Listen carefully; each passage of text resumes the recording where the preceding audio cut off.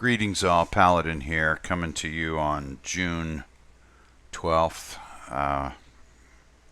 primary day in a few states, I think 5 states, one of which is Nevada and Clark County. I had wanted to get this out sooner, but as usual, my ideas of what I want to put in a video far exceed my technical capabilities. So I've had to dial it back a little bit after much consternation and thought. First of all, though, I want to say, want to do a shout out to Las Vegas Shooting Archive, WEG, OG, and Mr. Burgundy.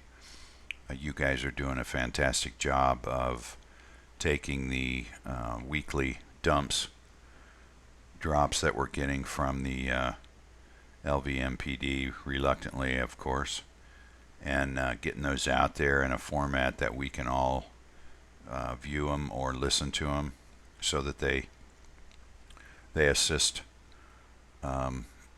those of us who are diving deep into this whole situation. So I before I get started, I do want to thank you guys. I know it's a lot of work that you're not getting paid for, but it's people like me and other people who really do appreciate your time and effort into this whole thing. And WEG, your map is fantastic. Okay, so getting back to the video, Pinocchio, Joe, and the Puppet Master was where I sort of started on this endeavor, and then decided I'd put a little bonus at the end with the second room. As I've discussed this with a few people, and I'm not sure that it's registering, so I'll get to that. But anyway, so I wanted to do a video of the press conferences, given that today is the day that Clark County is going to choose their sheriff, because all 5 candidates did not declare a party. So therefore, there won't. This normally today would be the day that the Republicans and the Democrats, and they have their primary, and then the winner of the Democrat and primary and the winner of the Republican primary then meet in November. Well, because the sheriff candidates did not declare a party, today's it. So I wanted to get something out sooner than today. However, I realize that probably not very many people in Clark County are watching these, and even less probably will be swayed one way or the other about what I'm going to put out there.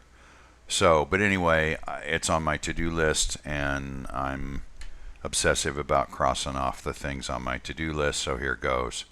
What I had planned to do was put out some video clips of some of Lombardo's press conferences and some of the things that he had put out, and then cut to the witness statements and the police reports and the dispatch logs and the 9/11 recordings and the body cam footage to illustrate all the lies that he's been feeding us since this occurred. And I also had wonderful plans to intersperse some comic relief of clips of Pinocchio cartoons to show his nose growing longer with each lie. But anyway, though, what's the point? It's not going to affect any voters who, the polls are obviously open now and they're out voting, but anyway, it's not going to make any difference. So I think I'm going to skip that part. And I don't really think it matters if he gets defeated today or not, because he's still going to be there for another 6 or 7 months. He indicated last week, I think he made an announcement last week, that he's going to be releasing the final report by the end of July. So that gives months for him to button up all the evidence, lock it away, so nobody can ever see it again. So even though I don't know how much longer I guess it's 6 months on the release of the court-ordered material. But anyway, with the heavily redactions, and I think there's obviously some editing going on, so we're not going to get all of it through there anyway, although despite their best efforts, some of the stuff is leaking through. and this massive of a cover-up, some stuff's going to come through. Okay, so enough for Pinocchio Joe. Let's get to the Puppet Master, and I think we all knew who that is. And this is a parody, guys, so don't come and visit me at the middle of the night. And in this section, I was going to play clips of the press conferences when questions were referred to Special Agent Rouse as opposed to Lombardo or one of his underlings addressing the question. And then I thought, yeah, I think I will put some of that out there. So let's go to the first clip. Now this was, as far as I know, done in December. This was I guess you would call it a pseudo press conference with Aaron Rouse, special agent in charge of the Las Vegas office, FBI office, and at least the Las Vegas Review-Journal people were there. I don't know if there were any other press there or not, but let's listen to this. This is just interesting. I think that some of those press conferences were well-intentioned on our part to get out the information, and let me explain why. The community was reeling, all right? They wanted to know, are we safe? Is there more out there? Is there something else coming? Did he start to say there's a second gunman? Let's roll that back and play that again. All right, they wanted to know, are we safe? Is there more out there? Is there something else coming? Whoops. He just about slipped, Freudian slip. Now I bet you he corrects that going forward. Let's see. And the sheriff and I agreed that getting a message out there to try to inform the public that we're on this, that we're doing everything we can to figure this thing out, and to provide updates that we don't see any evidence of a second person involved. We don't see any evidence of an affiliation or an ideology. Yep, we don't see any evidence of a second person involved, even though we have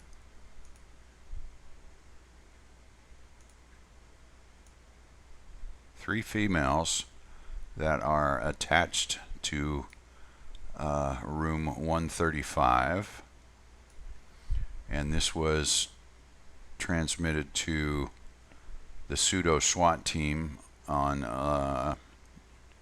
October 1st at 11:02 p.m. So even though there's three females, and they're probably registered to that room, we've got some redactions here, so we don't really know what they're saying, although it looks like they're saying three females in the room. I don't know how they could know that from dispatch, so this is probably information that they got from the hotel as far as registration goes. So we probably had three females registered to that room, so they could they could take advantage of the comps that Paddock has from the standpoint of meals, shows, and all those different things. So anyway, let's go back to Mr. Rouse. I think that what speaks volumes now is when we have thorough, conclusive evidence and fact-based information to reveal. That's appropriate at the end of this, and I think that we're gonna continue to drive to that goal. That's why we're taking the time we are for our report, which I think, like I said, will be probably around the anniversary from what I'm being told. If that changes, I will tell you. But if it changes, it's not for a nefarious purpose, it's because we want to get it right. That's always going to be the reason, folks. It's not to hide anything, it's not to cover things up. Cover up is antithesis to my being. Okay, have you ever seen a more sincere guy? Nothing nefarious here, no cover up. This is antithesis to my being. So that's good to know. I think that makes us all feel more comfortable. But let's get right into that. That's our cue to review some of these press conferences that we've seen. Good evening, everybody. Okay, let me find my place here. That would be around the 8:45 mark. Oh, this is a question. I hope this comes through. This is a question. This is on Monday, October 2nd. It's a question that Fasulo. Media, I can't comment on that. Two questions. Any timetable for when you're going to get those hard drives opened up and look into them that you found in Mesquite? Second question, did he specifically request that hotel room at the Mandalay Bay? No, we don't have a specific timeline.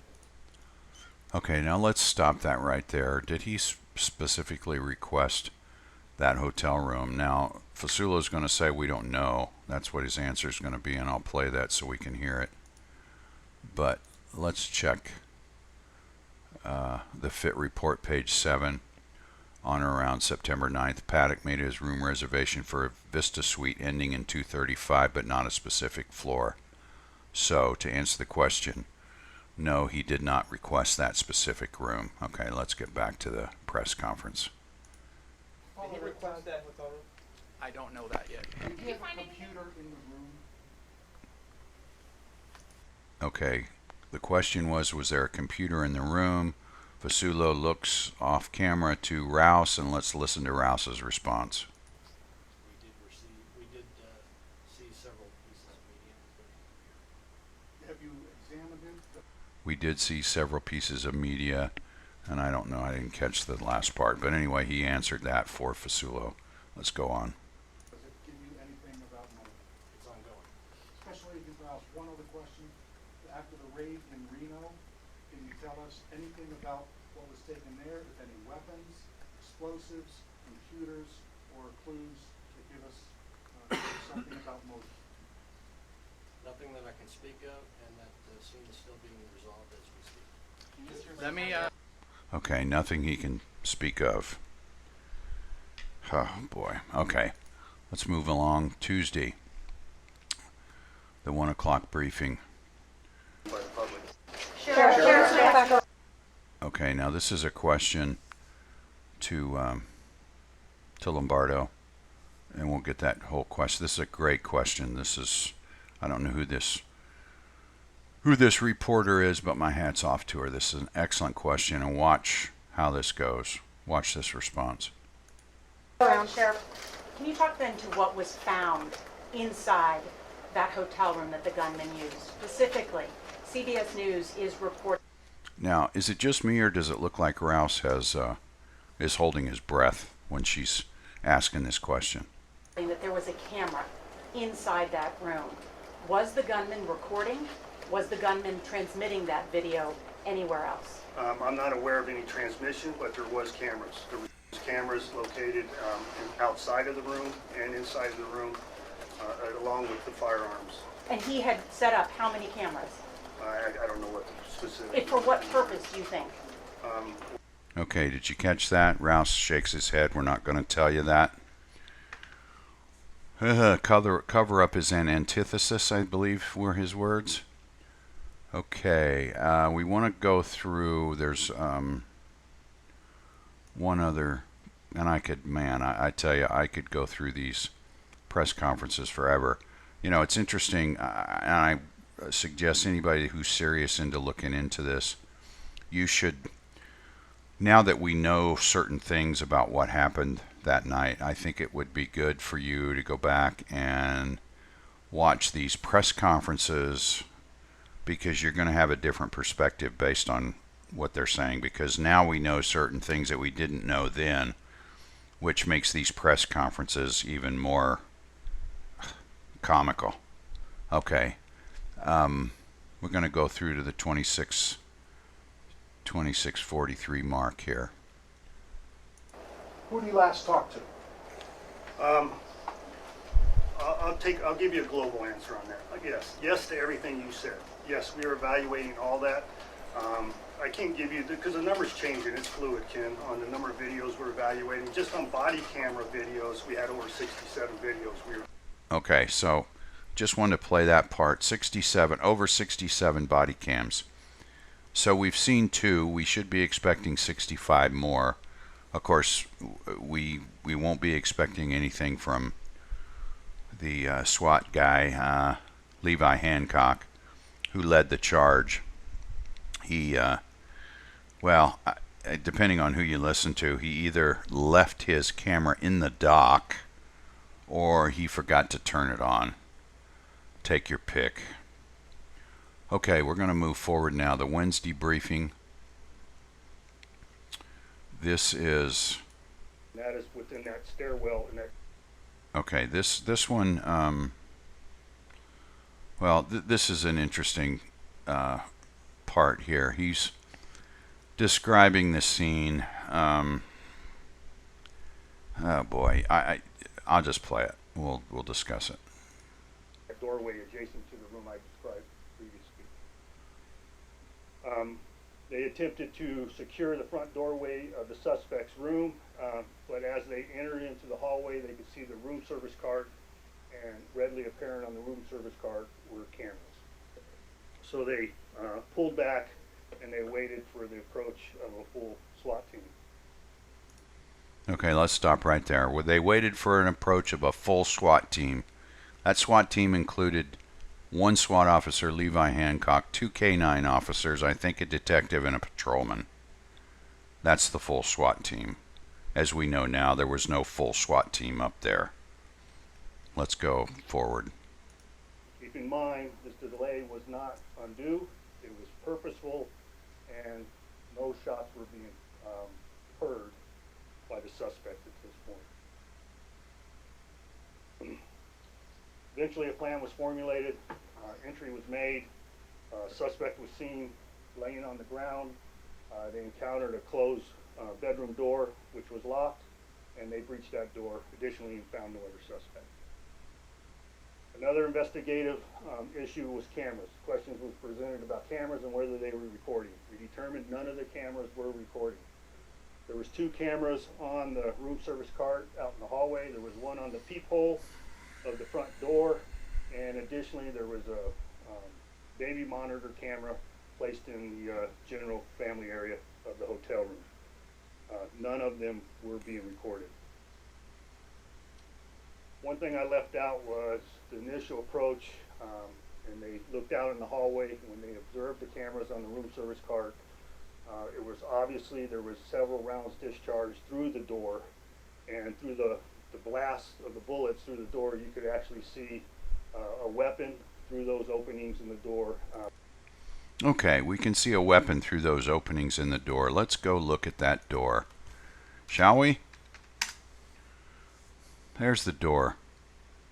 Let's blow it up a little bit.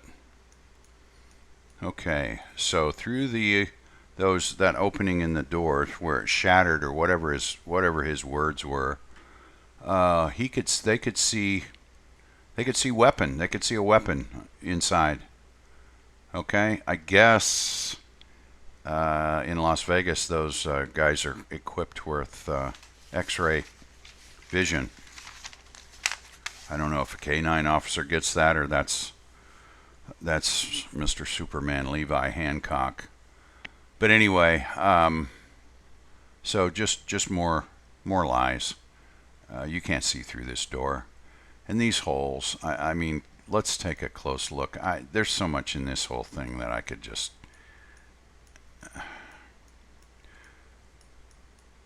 You know, what Lombardo was describing would be normal, I guess. There's no splintering here. Do these not look like they were drilled? I mean, seriously. Wouldn't you expect to see splintering here?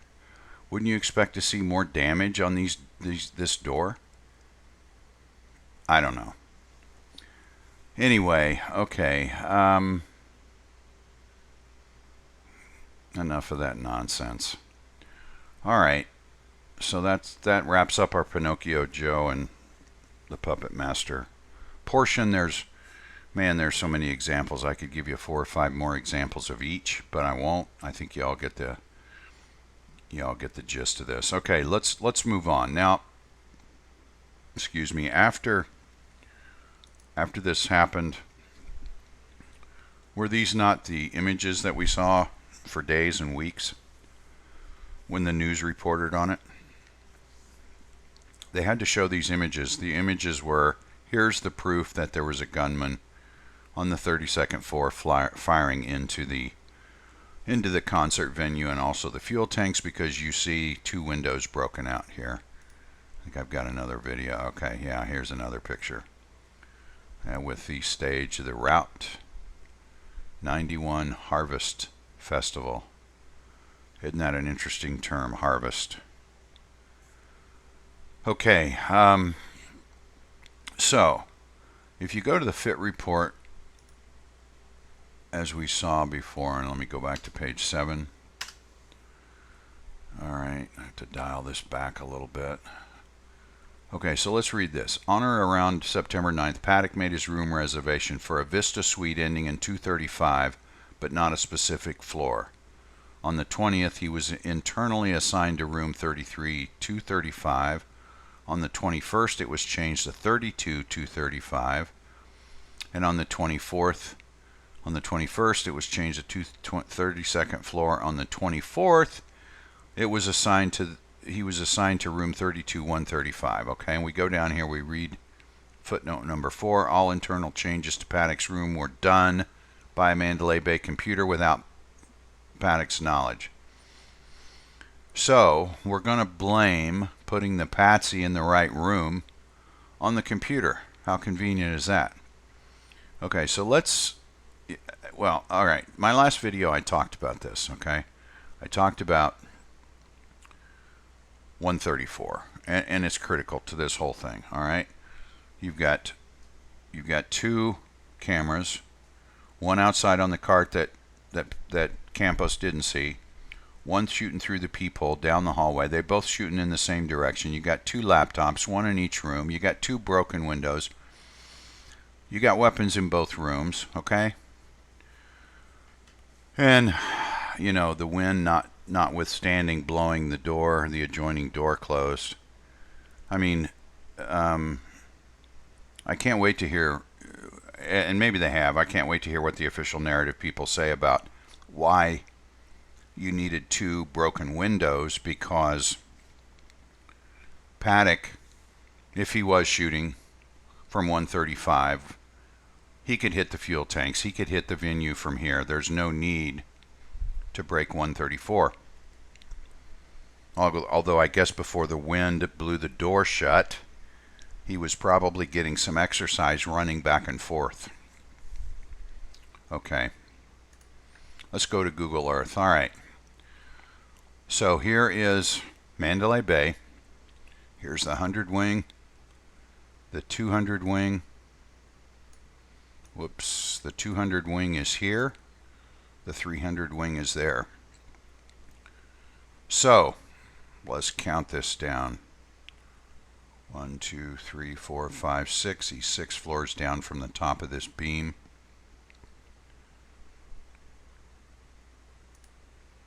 So 1, 2, 3, 5, 6. We're probably looking at right about here. So if he'd got an adjoining room with 235, where he requested a room, he requested a 235 room.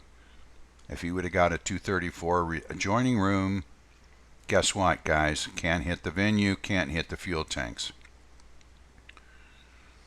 And reality is he didn't need to break the windows in 134 to shoot the fuel tanks, because that's what the FIT report tries to convince us of.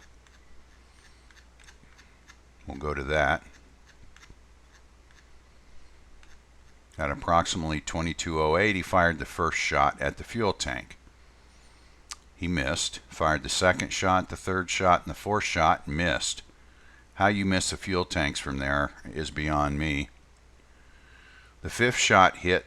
That was the top strike. The sixth shot hit. That was the lower strike. And then 7 and 8 he missed.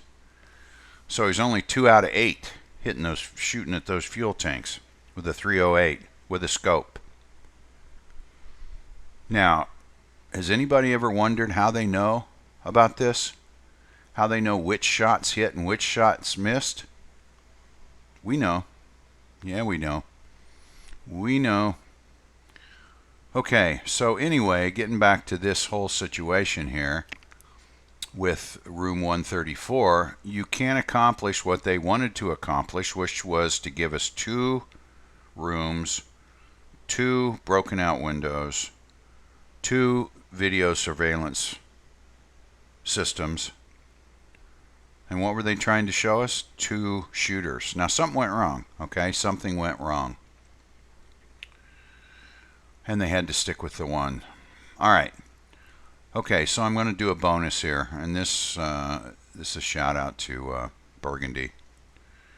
This is one of his surveillance footage videos, and this is the one where Paddock, he has, Mr. Burgundy says, in the store area, I think this gift shop area, whatever this is. But anyway, okay, so we see it's 9:26, 23:10. So it's 11:10. Okay, so as this starts, here's Paddock. He's already in. Okay, so we don't see him come in. We don't know if he came in this door, we came in the side door, but we see him come in. Okay. Whoops. Watch it. This is a bonus. Watch it through. See what you think. Paladin. Out.